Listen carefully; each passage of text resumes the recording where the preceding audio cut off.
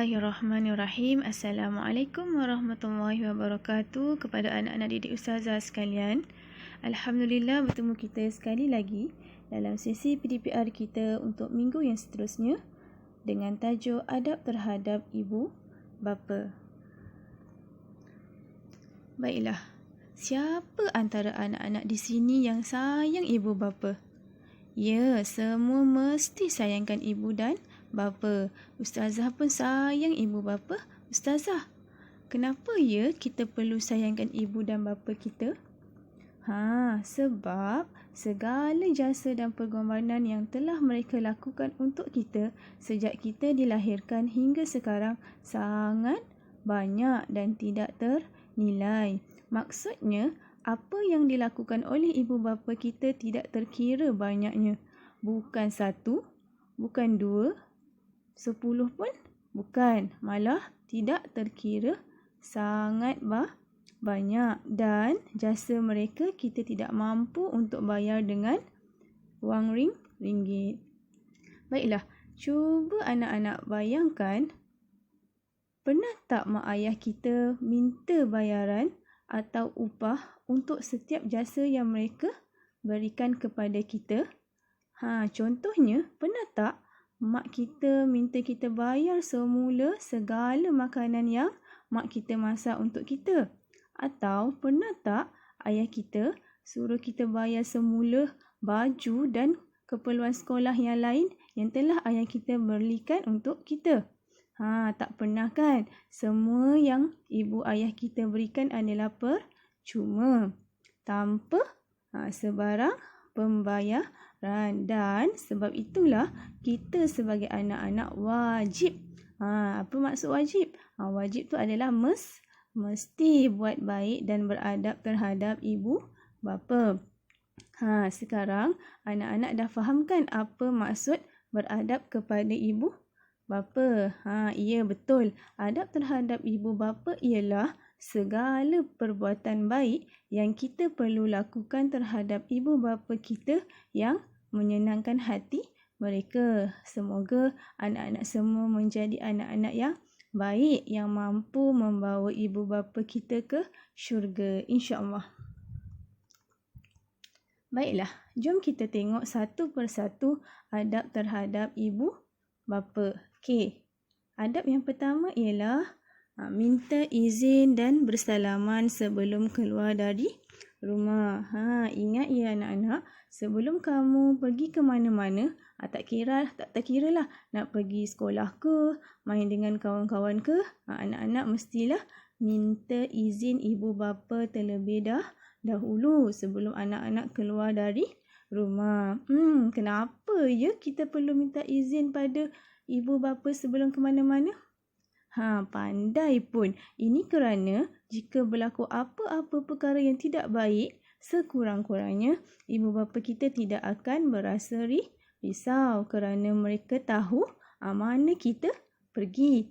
Contohnya, kalau kita minta izin untuk pergi ke rumah kawan-kawan, ibu bapa kita bolehlah terus bertanya kepada kawan kita kalau kita pulang lambat ke rumah. Kalau macam tu, tak adalah ibu bapa kita risau kan? Okey, seterusnya, sebelum keluar ke rumah daripada rumah, anak-anak hendaklah bersalaman dengan kedua ibu dan bapa. Salam, cium tangan, peluklah dan ciumlah ibu bapa kita, menunjukkan betapa kita sayangkan mereka. Okey, itu adalah adab yang pertama. Baiklah, adab yang kedua adalah menundukkan badan semasa berjalan di hadapan ibu dan bapa. Ingat ya anak-anak, jika kamu nampak ibu bapa sedang menonton televisyen contohnya, kita hendaklah menundukkan badan semasa berjalan di hadapan mereka. Kenapa agaknya kita perlu tundukkan badan kita? Siapa tahu? Pandai. Ini adalah kerana untuk menunjukkan rasa hormat kita kepada mereka. Anak-anak perlulah berjalan dengan sopan. Janganlah berlari-lari di hadapan mereka kerana perbuatan tersebut adalah tidak sopan dan boleh mengganggu ibu bapa yang sedang menonton televisyen. Baiklah, seterusnya, adab yang ketiga adalah sentiasa membantu ibu dan bapa. Okey, baiklah. Ustazah nak tanya, siapa antara anak-anak yang selalu tolong ibu bapa ketika di rumah? Tahniah anak-anak kerana kamu semua merupakan seorang anak yang baik kerana selalu menolong ibu bapa ketika di rumah. Cuba anak-anak sebutkan apa yang anak-anak pernah lakukan untuk membantu ibu bapa di rumah. Banyak kan yang kita boleh buat untuk bantu ibu bapa kita? Sebagai contoh, mari kita lihat gambar di bawah. Baiklah, siapa yang selalu bantu ibunya memasak dan basuh pinggan di dapur? Siapa pula yang selalu membantu bapanya membasuh kereta di halaman rumah? Bagus anak-anak. Ingat ya, kita mestilah selalu membantu ibu bapa kita untuk meringankan tugas mereka. Jika kita suka membantu ibu bapa kita, insya-Allah kita akan menjadi anak yang baik dan akan sentiasa disayangi oleh kedua ibu bapa kita, insya-Allah. Baiklah, seterusnya adab yang keempat adalah bersopan santun ketika bercakap dengan ibu bapa. Okey, baiklah. Cuba anak-anak perhatikan pada gambar di bawah. Apa yang anak-anak dapat lihat? Ya, gambar menunjukkan seorang anak sedang mendengar dengan baik ketika ibunya sedang bercakap. Anak ini duduk dengan sopan dan dengar dengan baik. Tidak melawan cakap ibunya. Okey, kita tidak boleh marah dan melawan cakap ibu bapa kita. Sebaiknya kita hendaklah menggunakan suara yang lemah lembut dan sopan santun ketika bercakap dengan ibu bapa kita. Cuba anak-anak perhatikan pula gambar di sebelah kanan ni. Ini adalah contoh yang tidak baik yang kita tidak boleh lakukan terhadap ibu bapa kita. Jika kita ingin meminta sesuatu daripada ibu bapa, anak-anak hendaklah minta ibu bapa dengan cara yang baik dan bersopan santun. Kita tak bolehlah minta dengan suara yang tinggi, menjerit-jerit, menengking ibu bapa kita ataupun menangis dengan menghentakkan kaki jika kita tidak dapat apa yang kita minta daripada ibu bapa kita. Maksudnya contoh, kalau kamu nak minta satu permainan daripada ibu bapa kamu, tapi ibu bapa kamu tak bagi. Contohlah, mungkin ibu bapa kamu tak bagi sebab kekurangan wang, tak ada duit nak belikan. Boleh tak kita marah-marah mak ayah kita? Marah sebab mak ayah kita tak nak belikan mainan. Tak bolehlah. Itu adalah satu perbuatan yang tidak baik. Kamu kena faham ya. Tak boleh marah, tak boleh menjerit-jerit, tak boleh menengking ataupun tak boleh hentak kaki ataupun hentak tangan ke atas meja sebab tak dapat apa yang kamu nak. Okey, itu adalah satu perbuatan yang boleh mendapat dosa yang besar di sisi Allah. Okey, baiklah. Seterusnya yang kelima adalah menghargai ibu dan bapa. Bagaimana cara kita menghargai ibu bapa kita? Terdapat banyak cara untuk kita tunjukkan penghargaan kita terhadap ibu bapa. Maksudnya, banyak cara yang kita boleh tunjukkan betapa kita ni sayang kepada ibu bapa kita. Cuba anak-anak lihat pada gambar. Sebagai contoh, kita boleh memberikan hadiah sempena hari jadi ibu bapa kita. Ataupun kita boleh buat kad ucapan hari jadi untuk ibu bapa kita. Kita pakatlah dengan adik kita, akak kita, abang kita. Kita sama-sama buat kad ucapan ataupun kad hari jadi untuk ibu bapa kita. Kita lukis cantik-cantik, tulis cantik-cantik, warnakan dengan warna-warni. Lepas tu kita bagi dekat mak ayah kita. Mesti mereka seronok, mesti mereka gembira kerana ibu bapa kita tidak mengharapkan hadiah yang mahal-mahal. Mereka tak kisah pun kalau kita tak dapat bagi hadiah yang mahal. Cukuplah sekadar kita mengingati hari-hari penting bagi mereka. Hari jadi ke, hari ibu, hari bapa dan sebagainya. Mereka akan merasa sangat gembira jika anak-anak, walaupun anak-anak sekadar mengucapkan selamat hari jadi ibu, happy birthday ayah, walaupun tanpa kamu bagi mereka hadiah, itu pun sudah cukup untuk membuatkan ibu bapa kita rasa gembira. Ini kerana ibu bapa kita akan merasakan sangat dihargai oleh anak-anak. Yang terakhir, adab yang keenam adalah mendoakan kesejahteraan ibu dan bapa. Baiklah, sebagai anak, kita hendaklah sentiasa mendoakan kesejahteraan buat ibu bapa kita. Kita boleh berdoa untuk ibu bapa kita ketika bila-bila masa sahaja. Anak-anak boleh doa untuk ibu bapa ketika selesai solat.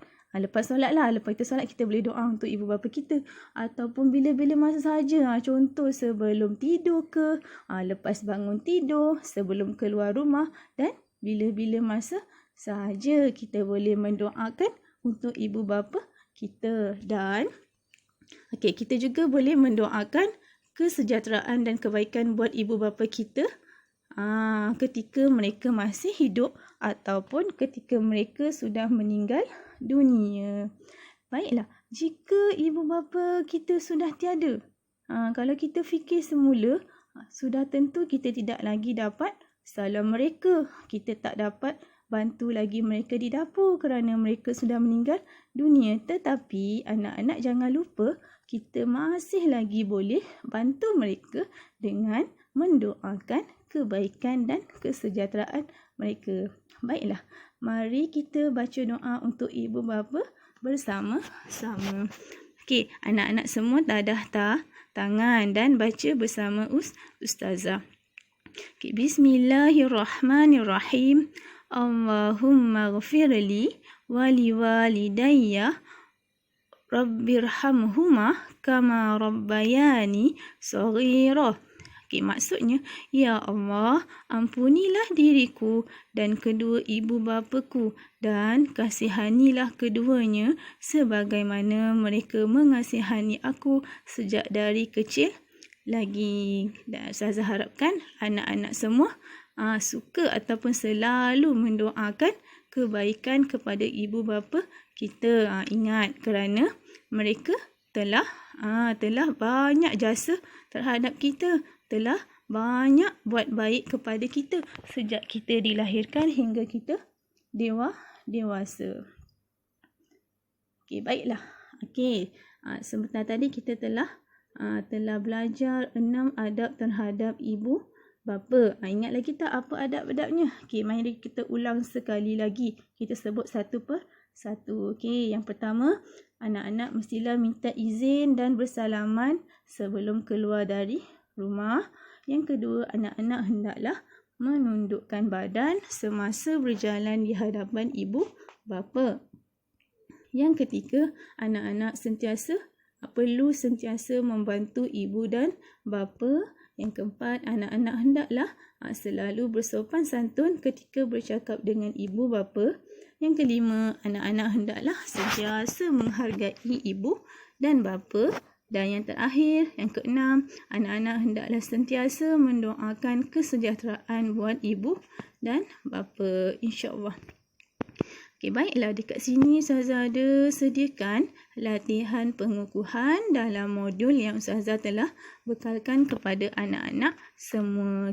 Apa yang Ustazah nak anak-anak buat adalah pilih beradab dengan ibu bapa atau tidak pada gambar di sebelah ni. Nanti anak-anak sila rujuk. Anak-anak sila rujuk pada modul yang disediakan. Mari kita tengok pada lembaran. Yang ni, tanda good. Good dan ni good maksudnya adab yang baik. Dan yang ni adalah tanda adab yang tidak baik. Contoh nombor 1. Cuba lihat pada gambar. Nombor 1 ni gambar apa? Ya, gambar seorang anak yang sedang bersalaman dengan ibunya. Okey, baik ke tak baik? Mestilah adab yang baik. Okey, jika baik, anak-anak hendaklah warnakan tanda good. Tengok dalam gambar. Okey, ini menunjukkan adab yang baik. Okey, kita tengok pula contoh gambar nombor 3. Gambar apa ni?